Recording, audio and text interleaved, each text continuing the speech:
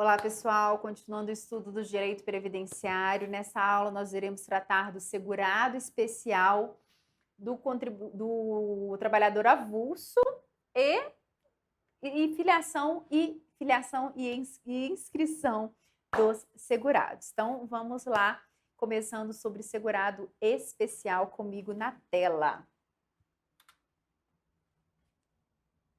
O facultativo, né? Também vamos tratar. Então, segurado especial. O produtor, o parceiro, o meeiro, arrendatários rurais, pescador artesanal, bem como os respectivos cônjuges que exerçam suas atividades em regime de economia familiar, sem empregados permanentes, contribuirão para a Seguridade Social mediante a aplicação de uma alíquota sobre o resultado da comercialização, da produção, e farão jus aos benefícios nos termos da lei. É aqui que entra a história da taioba, né? Esse apelido que eu vou carregar o resto da minha vida. O que acontece? Sobre o segurado especial, o que vocês precisam saber? Quais são as características do segurado especial? Primeiro, é o trabalho em regime de economia familiar. É um moço que planta taioba para a sua própria subsistência, né, para a alimentação sua e da sua família. É engraçado, a primeira vez que eu dei aula disso aqui no Direção, os alunos perguntam, o que é taioba? Taioba é peixe? Não, taioba é um negócio verde mais gostoso do que couve, mais gostoso do que almeirão, mais gostoso do que mostarda, tá? Então é isso aí, a taioba. Procure no mercado de vocês taioba, é um negócio muito bom, muito bom. Enfim, então, primeira característica do segurado especial, trabalha em regime de economia familiar. Segunda característica, ele não pode ser um grande latifundiário. Se a terra dele for gigantesca, ele não vai ser considerado segurado especial. Então, qual que é a próxima característica? Ele tem que ter, a terra dele deve ser de até 4 módulos fiscais. Então, propriedade de até 4 módulos fiscais.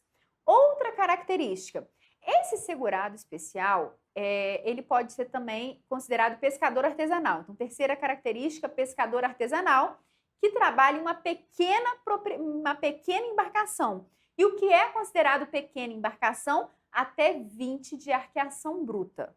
Então, terceira característica, pescador artesanal pode ser considerado segurado especial se a embarcação tiver até 20 de arqueação bruta, pequena embarcação. Quarta característica, esse segurado especial, ele não possui a obrigatoriedade de efetuar recolhimentos mensais. Ele não precisa recolher todos os meses contribuição previdenciária. Até porque o que ele planta é para a sobrevivência da sua família. O peixe que ele vai lá e dá aquela pescada é para a sobrevivência da sua família. Apenas quando sobra, né, o excedente da produção e ele comercializa, aí sim que vai incidir contribuição previdenciária. Então, o segurado especial, ele somente irá ter a obrigação de recolher contribuições previdenciárias quando houver comercialização, o que significa que não vai ser sempre que vai existir uma comercialização. Aí você fala, mas professora, pode existir um segurado especial que nunca recolheu nenhum centavo para a Previdência Social? Pode. Pode. Pá. Ele pode viver a vida dele inteira sem ter recolhido nenhum centavo para a Previdência Social, chegar lá no INSS, ele já idosinho, velho, mostrar os documentos, comprovar que ele é segurado especial e pronto, ter direito à aposentadoria. Tanto que parte da doutrina questiona dizendo que o segurado especial ele deveria estar amparado pela assistência social e não pela previdência, né? Que os benefícios concedidos ao segurado especial deveriam ser assistenciais e não previdenciários. Mas isso é uma discussão doutrinária que não nos interessa para fins de prova, porque não tem previsão legal e nem jurisprudencial, tá certo? Então, pode ser sim que o segurado especial nunca recolha nenhum centavo na vida dele e tenha direito aos benefícios previdenciários, porque ele somente irá efetuar essas contribuições previdenciárias quando houver comercialização, quando ele for vender lá na vendinha, no mercadinho da cidade. E, geralmente, quem tem a obrigação de recolher essas contribuições previdenciárias é o adquirente da comercialização, se esse adquirente for uma pessoa jurídica, se for um mercado, por exemplo. Próxima característica. O segurado especial, ele até pode utilizar da mão de obra de outras pessoas. Ele até pode, né, solicitar ali, contratar terceiros para trabalhar na roça dele, na terra dele, mas desde que limitado a 120 pessoas por dia no ano. Como assim 120 pessoas por dia no ano? Ele pode contratar 120 pessoas para trabalhar em um dia. Ele pode contratar 60 pessoas para trabalhar em 2 dias. Ele pode contratar 40 pessoas para trabalhar em 3 dias. Mas ele pode contratar também uma única pessoa para trabalhar 120 dias. 2 pessoas para trabalhar 60 dias. Entenderam a proporcionalidade? Se o segurado especial, por um acaso, descumprir essa regra de 120 pessoas por dia no ano, ele se transforma contribuinte individual. Então, o segurado especial até pode fazer jus, até tem direito de contratar terceiros para trabalhar lá na rocinha dele, desde que ele obedeça esse limite legal. Outro detalhe importante, seringueiro, que trabalha em regime de economia familiar, é considerado segurado especial. Muito cuidado, porque o garimpeiro é contribuinte individual. Então, basicamente, são essas características do segurado especial. Então, comigo na tela. Então, características: pequeno produtor rural ou pescador artesanal. O que seria, então, um pequeno produtor rural? Pequeno produtor rural é que a área dele de trabalho é de até 4 módulos fiscais. Pescador artesanal, que trabalha em uma pequena embarcação de até 20 de arqueação bruta. Regime de subsistência, ele planta para sobrevivência. Não necessita contribuir. Aqui, cuidado, ressalvas. O que eu já vi em prova e vocês têm que ter muito cuidado? Se vier na sua prova, segurado especial não precisa contribuir para a Previdência. Nunca precisa contribuir para a Previdência. Errado. O segurado especial, ele não possui a obrigatoriedade de realizar contribuições mensais. Então, ele não tem obrigatoriedade de realizar contribuições mensais. Todavia, se houver comercialização, vai haver contribuição para a Previdência Social. Então, não posso dizer que o segurado especial nunca vai recolher nada, nunca vai contribuir. Porque se houver comercialização, ele vai contribuir sim. Continuando. Benefício de um salário mínimo. Por que os benefícios do segurado especial vão ser de um salário mínimo? Ele não tem obrigação de recolher, ele recolhe se comercializar. Pode ser que ele nunca recolha nenhum centavo na vida dele. Então, o benefício vai ser de um salário mínimo. Regime de economia familiar. Cônjuges de filhos maiores de 16 anos que trabalham na atividade rural serão considerados segurados especiais.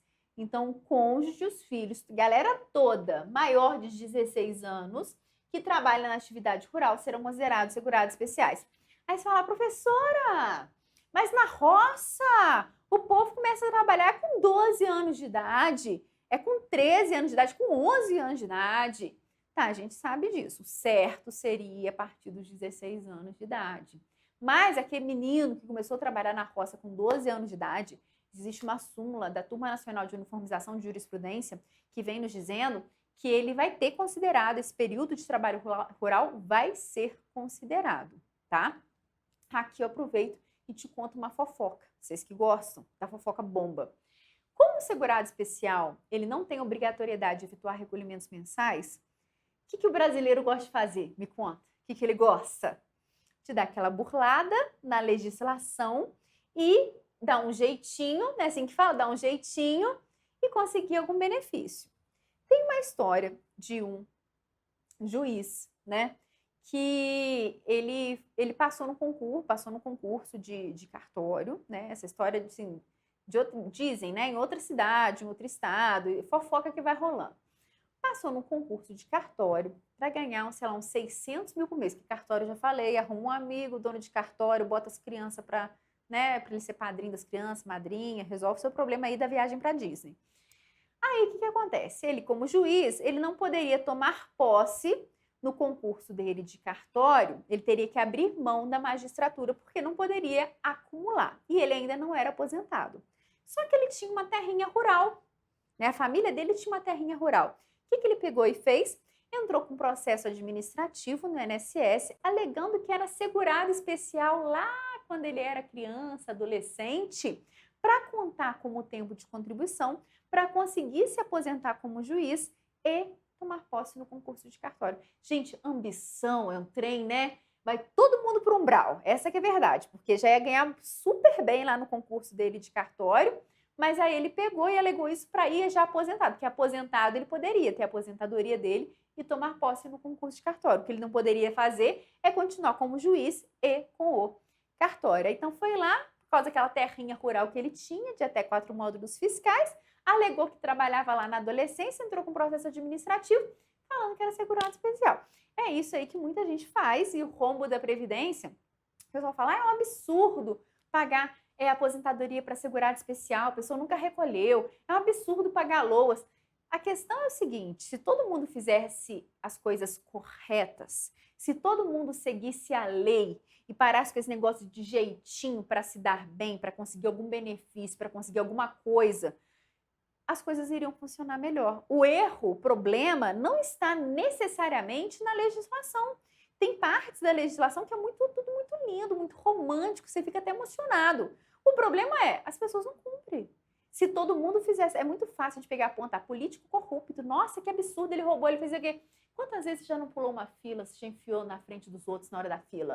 Que negócio, na hora de ir pro umbral, isso tá contando. Vocês não ficam espertos, não. Então, esse negócio do jeitinho brasileiro, se todo mundo seguisse as coisas da forma correta, como de fato deveriam ocorrer, não teria tanta corrupção, não teria tanta fraude, não teria rombo em previdência, não teria rombo de sei lá mais onde, né? Mas o problema é que as pessoas não seguem, não cumprem as coisas da forma correta. Então, dito isso, contei para ilustrar esse caso, para que vocês sempre lembrem dessa historinha, que o segurado especial não tem obrigação de recolher, comprovar, né, essas contribuições mensais.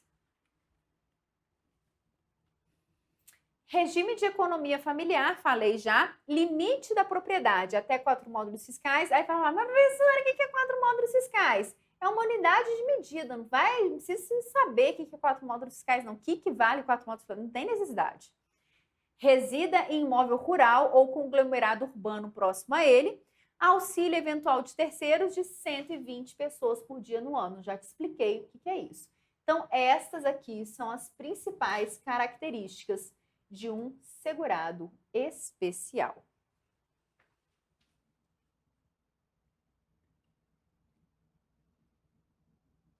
Artigo 12, inciso 7º da Lei 8.212.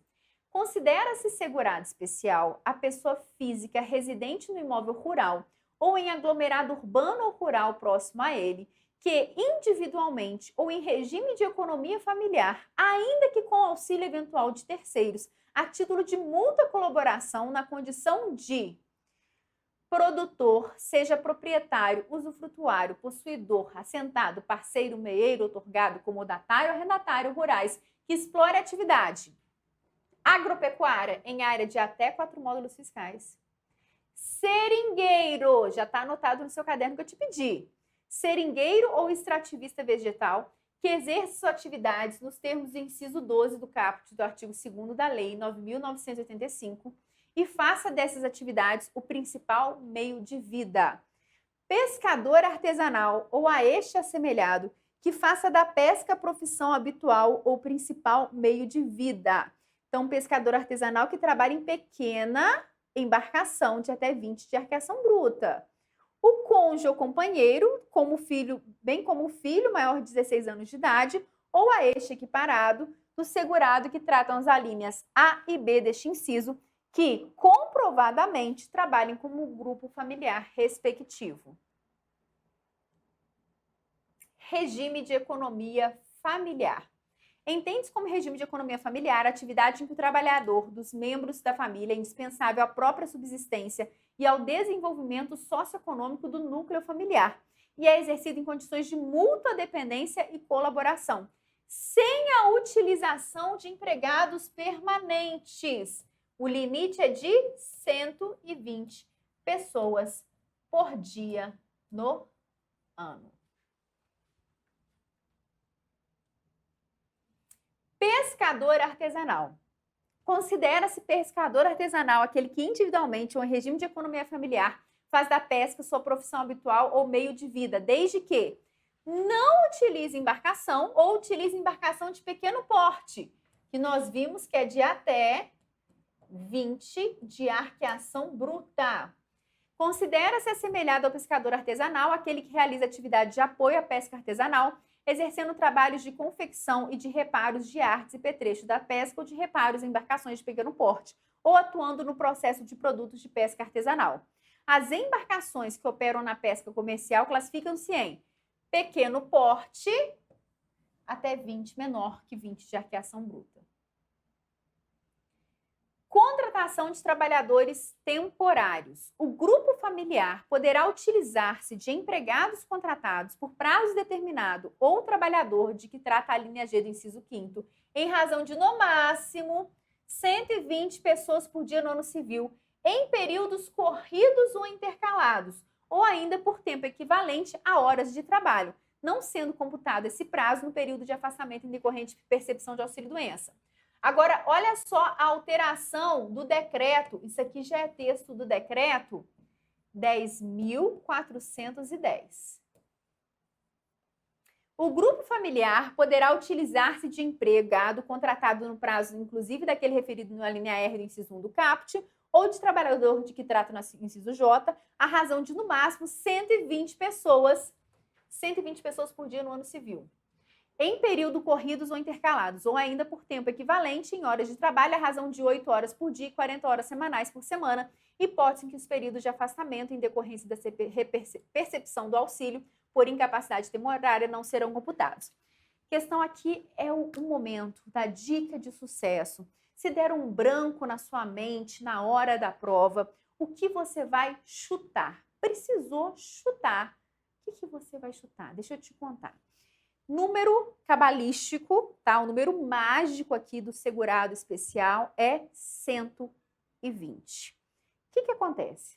O segurado especial ele pode utilizar de até 120 pessoas por dia no ano.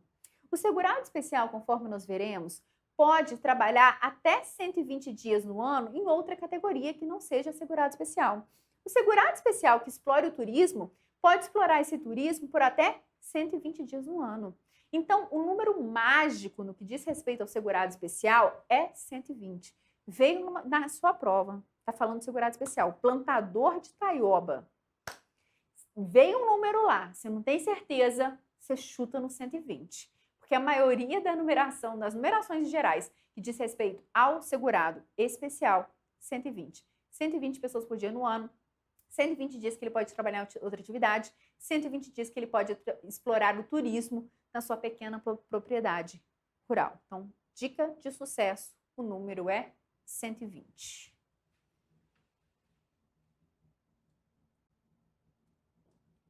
O pescador artesanal que exerce atividade como principal meio de vida é considerado segurado especial, mesmo que tenha empregados permanentes. Errado.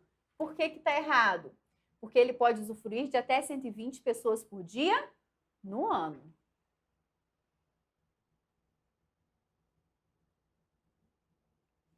De acordo com o artigo 38A da Lei 8.213, então alteração recentíssima de 2019, alterado pela Lei 13.846 de 2019, o Ministério da Economia manterá sistema de cadastro de segurados especiais no Cadastro Nacional de Informação Social e poderá firmar acordo de cooperação com os Ministérios da Agricultura, Agropecuária e Abastecimento e com outros órgãos da administração pública federal, estadual, distrital e municipal para a manutenção e a gestação do sistema de cadastro. O sistema preverá a manutenção e a atualização anual do cadastro e conterá as informações necessárias à caracterização da condição de segurado especial sem qualquer ônus para o segurado. O que acontece? Como o segurado especial é uma das grandes situações, uma das grandes hipóteses de fraude à Previdência, o legislador, em 2019, determinou o seguinte: olha, segurado especial agora vai ter que ter um cadastro. A gente vai ter que fazer um banco de dados de segurado especial. Por que isso é importante? Evita-se fraude. Tem-se uma noção dos benefícios previdenciários que estão por vir. Então, essa espécie desse cadastro que passou a ser obrigatório é muito importante por diversos motivos. Só que aí a gente tem um outro problema. E aquele segurado que mora lá numa roça muito longínqua e nem sabe que a INSS existe? Mas no final da vida, uma vizinha, um parente, um pombo, manda um pombo correio lá para a roça, sei lá, ele descobre que ele, enquanto segurado especial, ele teria direito a uma aposentadoria. Só que ele não tem cadastro. E aí, como é que fica? Será que esse moço, se entrar na justiça, não vai conseguir o benefício previdenciário, não? Ainda que ele não tenha cadastro, porque ele cumpriu os requisitos. E aí, como é que faz? Então, vamos ver daqui para frente como vai ficar isso aí na prática.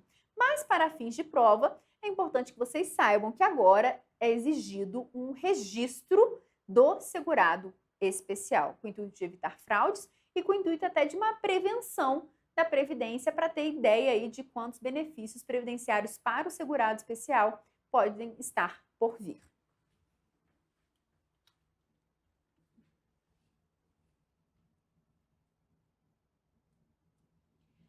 A atualização anual do cadastro de segurado especial deve ser feita até 30 de junho do ano subsequente.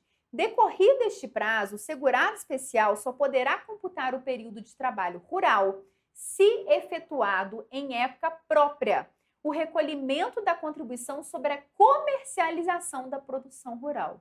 Então, olha só, a atualização anual do cadastro do segurado especial deve ser feita até 30 de junho do ano subsequente, ou seja, 30 de junho de 2020, já passou. Decorrido esse prazo, o segurado especial só poderá computar o período de trabalho rural se efetuado em época própria o recolhimento da contribuição sobre a comercialização da produção rural.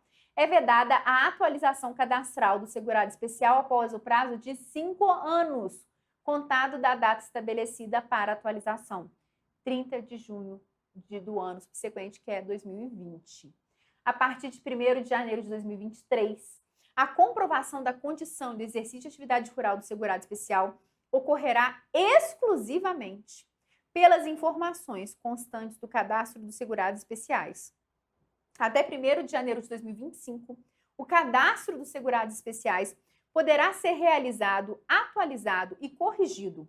O cadastro e os prazos deverão ser amplamente divulgados por todos os meios de comunicação cabíveis para todos os cidadãos, para que todos os cidadãos tenham acesso à informação sobre a existência do referido cadastro e a obrigatoriedade de registro. Alguém viu propaganda disso aqui na televisão? Eu nunca vi.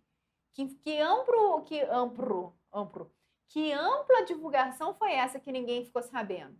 Só quem estuda direito previdenciário? Não sei. Para o período anterior a 1º de janeiro de 2023, o segurado especial comprovará o tempo de exercício de atividade rural por meio de autodeclaração. Então, antes de janeiro de 2023, vai valer a tal da autodeclaração, ratificada por entidades públicas credenciadas pelo Programa Nacional de Assistência Técnica e Extensão Rural da Agricultura Familiar e na forma agrária. Na hipótese de haver divergência de informações para fins de reconhecimento de direito com vistas à concessão de benefício, o INSS poderá exigir a apresentação dos documentos comprobatórios da atividade rural, previsto no artigo 106 da Lei 8.213, complementarmente à autodeclaração. Então, você vai me perguntar, professora, como é que o indivíduo faz prova que ele é segurado especial? Porque segurado especial não tem obrigação de recolher. Aí o velho chegou no INSS, ninguém sabia nem que ele existia e ele quer a aposentadoria dele. Como é que ele faz prova? Contrato individual de trabalho ou carteira de trabalho e previdência social. Contrato de arrendamento, parceria ou comodato rural. Ele tem aquela terrinha dele, mas nós vamos ver que ele pode até arrendar até 50% da terra dele para uma outra pessoa. O terceiro foi revogado.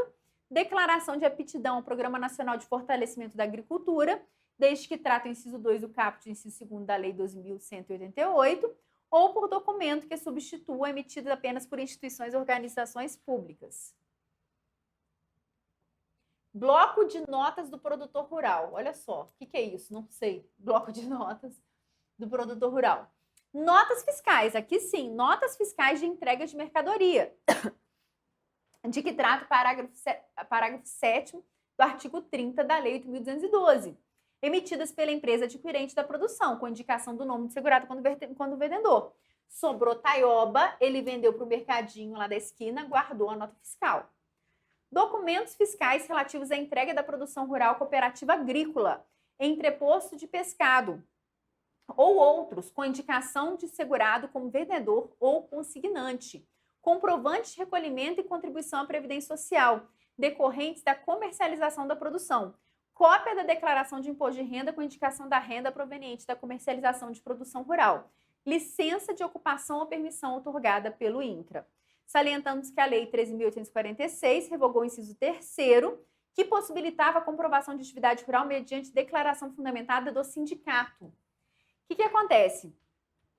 Antes era um pouco mais fácil comprovar a questão do segurado especial, porque ele pediu uma declaração que ele era sindicalizado, do sindicato rural. Só que aí vinham as fraudes, né? Chegava uma pessoa qualquer, virava lá para o pessoal do sindicato, aqui, dá para você me declarar aí que eu sou segurado especial? E virava aquela festa, farra do boi. Então infelizmente, algumas pessoas vão ser prejudicadas por isso, mas essa forma de prova foi revogada. Então não é possível, não se admite mais como prova da questão de segurado especial, dessa incidência como segurado especial, da declaração do Sindicato dos Trabalhadores Rurais. Isso não pode mais acontecer.